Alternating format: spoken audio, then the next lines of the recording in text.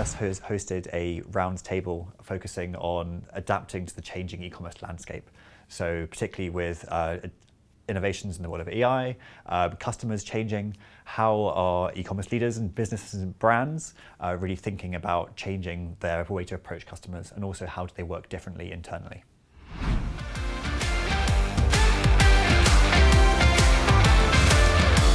I was most taken by the way that people spoke about so many different ideas that they're having.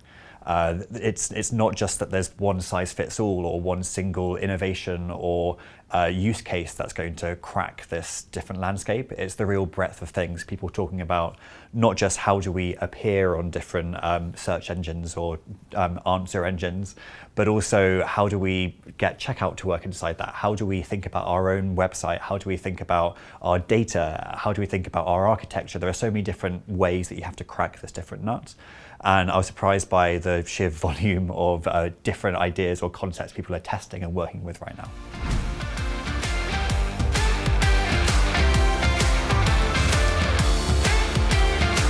I would say the mood is confidently overwhelmed. Everybody is tackling a huge number of different things, and they're conscious that the value sits in all these different places. It's now about how do they find the value in the right places, how do they avoid wasting money on things that aren't going to create any real uplift, and where do they find the things that are going to change the way customers behave, the way customers perceive them, and really kind of build those deeper lasting relationships.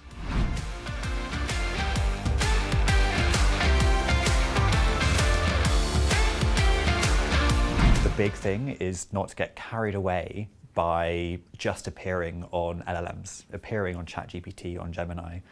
The brand website still has a massive role to play.